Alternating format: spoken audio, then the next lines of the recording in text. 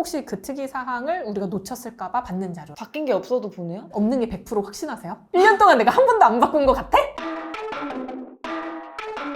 법인세는 자료를 3월 초까지는 줘야 된다고 얘기했었잖아요. 웬만한 자료들이 다 홈택스에 들어온다 그랬잖아요. 근데 그거 외에도 회사에서 보내주셔야 되는 자료들이 있거든요. 어떤 내용이 반드시 들어가 있어야 되는지에 대해서 좀 설명을 해드리도록 하겠습니다. 시작해보죠. 지방세 세목별 과세증명원입니다. 법인 부동산이 있으신 분들 필수적으로 해주셔야 됩니다. 왜냐하면 지방세에 해당하는 것 중에 재산세라는 게 있거든요. 근데 그 재산세가 비용 처리가 돼서 세금을 줄여주는 효과가 있단 말이에요. 충분합니다. 안 돼. 잘 틀리는 게 있단 말이에요. 지방세 완납증명서 막 이런 걸 끊어주세요. 지방세 세목별 과세증명원은 몇 월 며칠자에 내가 어떤 세금을 얼마를 냈다를 보여주는 서식이거든요. 보여드릴까요?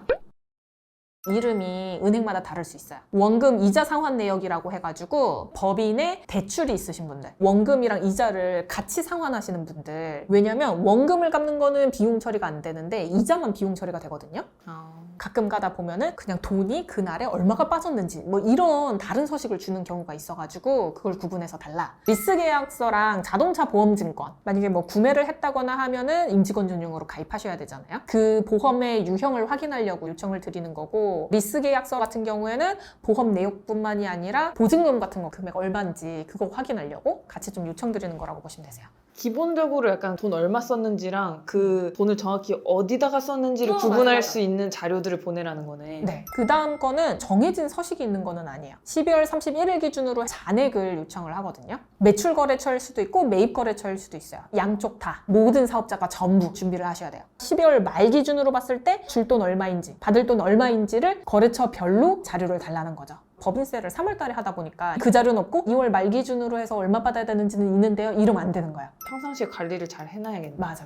근데 어차피 세무대리인이 다 해주잖아요 라고 해서 안 하시는 분들이 계시거든요. 그럼 어떻게 받아요? 그냥 우리가 정리한 걸로 신고가 들어갈 수밖에 없어요. 그분들은 문제가 뭐냐면 저희가 갖고 있는 자료는 그냥 통장으로 매칭시킨 거잖아요. 그래서 누락되는 경우도 있어요. 최선을 다해서 정리를 하긴 하지만 정확한지는 확신할 수 없는 거지. 그러면은 이게 왜 틀린지를 하나하나 맞춰보는 거예요. 근데 이게 왜 중요하냐면 일부 다른 업체에서는 맞지 않는 금액을 대표님이 다 가져가신 걸로 처리를 한단 말이에요. 가지급금 문제 뭔지 기억나요? 빌려간 거라서 갚아야 되는 문제랑 이자 발생하는 게 문제였잖아요. 세금 더 나오고. 그런 게 쌓일 수밖에 없으니까 회사 내부에서도 좀 정리를 해줘야 되는 거고. 대표님이 정리를 했는데 그게 틀릴 수도 있잖아요. 그럴 수도 있지. 그래도 실제로 관리를 했다 그러면 우리보다는 맞아야지. 그거를 좀 보완하려면 분기별로 결산을 해달라고 한다거나 서비스를 조금 더 받으시는 형태로 해야죠. 간극이 생길 수밖에 없는 상황이 계속 나오는군요. 그렇죠. 경리 업무를 잘하는 청년들이 그래서 생긴 거잖아요. 이 둘의 간극을 메꿔주려고. 12월 말 기준으로 해서 또 한 가지 더 준비를 하셔야 돼요. 기말재고 자산 그 금액을 같이 보내주셔야 되는데요. 이거는 상품, 제품 파시는 분들만 준비를 해주시면 되는데 사장님들이 많이 착각하시는 것 중에 하나가 어디서 상품을 사오면은 그게 다 비용 처리가 되는 줄 아세요. 만약에 옷가게야. 옷을 팔려고 동대문에서 옷을 다 사왔어. 그럼 그게 다 비용 처리가 되시는 줄 아는데 아니에요. 그 옷 중에 팔린 것만 비용 처리가 되세요.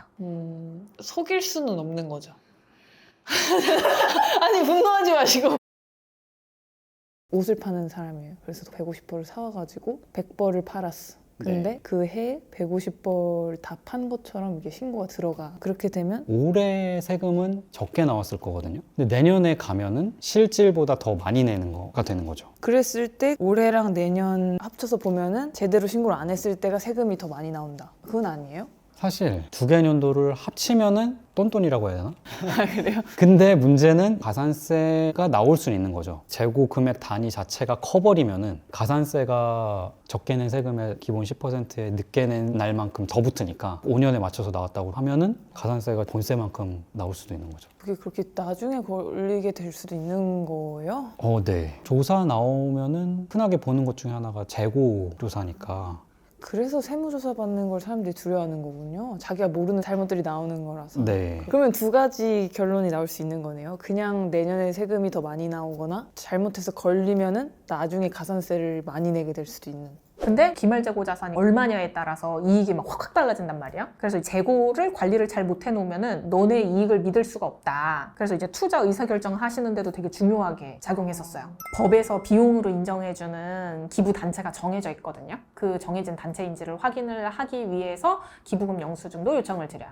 기부 진짜 생각도 못했다. 그런 경우 있어요. 의류 판매하는 업체라 그러면은 안 팔리는 옷들 있잖아요. 재고. 그걸 이제 기부를 하는 경우도 있는데 어디다가 하느냐에 따라서 비용으로 인정받거나 안 되거나 이런 경우도 있어요. 아, 그런 식으로 해서 세금이라도 좀 줄일 수 있게끔 하는 사람들도 있겠네요. 또 회사 입장에서 보면 마케팅으로 활용할 수도 있거든요. 기부를 할 일이 생각보다 있을 수 있겠네요. 근데 알고 봤더니 그 기부단체가 우리 엄마가 운영하는 곳이야.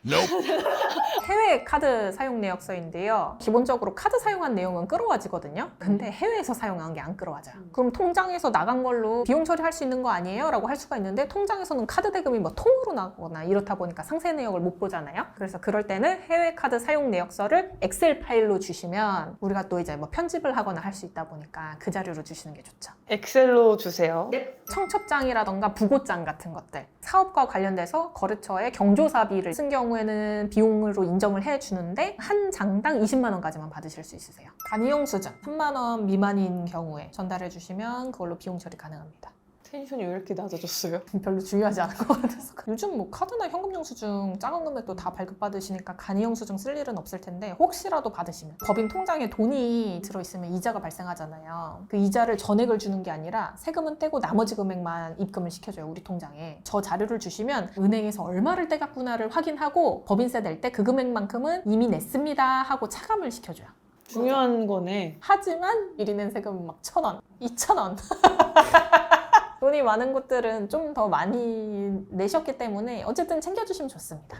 보통은 법인 등기부등본이라고 얘기를 하는데 실제로 풀네임은 법인 등기사항 전부증명서예요. 회사에서 제3자가 봤을 때도 알아야 되는 내용 같은 거 있잖아요. 우리 회사 상호 이거다, 주소지 이거다, 자본금은 얼마다 이런 사항들이거든요. 이 수정사항을 세무사가 하는 게 아니라 법무사님이 보통 진행을 하세요. 그래서 진행하고 우리한테 안 알려주는 경우가 있어요. 수정 사항을 확인하려고 맞아요. 받는. 혹시 그 특이 사항을 우리가 놓쳤을까 봐 받는 자료라고 보시면 되세요.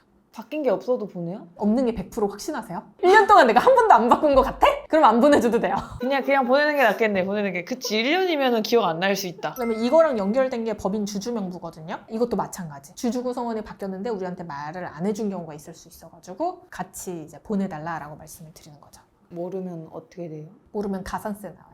더 물어보지 않을게요. 알겠어요. 그냥 자료 달라면 다 그냥 줘라. 줘. 마지막인데 통장거래 내역 엑셀 파일. 뭔가 되게 기본 같은 그런 이름인데?